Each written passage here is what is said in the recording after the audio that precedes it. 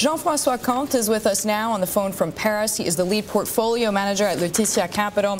He has been behind more than 25 major M&A transactions totaling over $50 billion. Jean-Francois, thanks so much for joining us this morning. 9 months of back and forth at $70 per share. Is this the right price? Good morning. Yes, we think it's a good price as far as the cash portion is concerned. Okay, so the cash portion, but what about going forward? I mean, we're hearing that some details are still being worked out. Yes, and we'll be curious to have the full detail about the CVR portion of the payment. We understand that the schedule seems to show that depending on the sales of that Lemtrada drug, it could add another $14 a share. But obviously, given what we know, we think that the real question is going to be how that option is going to trade in the next few days in the market. Jean-Francois, this is Shannon Pettypiece from the newsroom here. I was wondering, do you think that this drug, that the milestone payment is tied to, this MS treatment, is it going to be able to meet that $2.8 billion milestone that Sanofi's looking for here? What are your outlooks for that product? Well, look, we have looked at an analyst consensus more around $700 million for that drug. So clearly, 2.8 is below the high end of the range, disclosed or at least hinted by Genzyme. That being said, I don't think that the investors and the market will count on the drug reaching that level as far as pricing that CVR.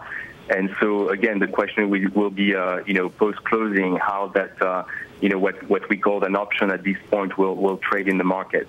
Well, Jean-Francois, sometimes when big pharma comes in and takes over a biotech, they have a way of sort of stifling innovation or losing a lot of the talent. What do you think the Sanofi CEO needs to do here to keep that innovation going at Genzyme?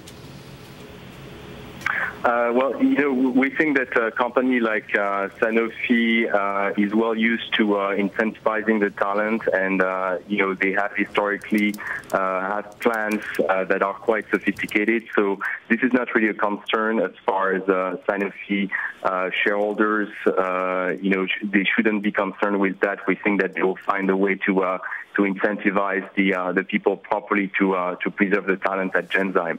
Jean-Francois, we know you've been involved in about $50 billion worth of transactions. I'm just wondering which companies you are watching next. This Sanofi-Genzyme deal, of course, is the biggest one that we've seen in the U.S. in more than 2 years' time.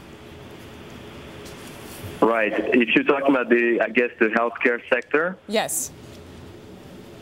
Well, actually, we like, and we've been looking at a company like Shire in the UK for a little while, and we think that could be next on the list. As you know, actually, it's been said that they gained market shares against Genzyme following the issues that Genzyme had with the manufacturing facilities, and that's one that we like. There's a few others that we're closely monitoring in the sector, like Biomarin, which is also actually traded in the U.S.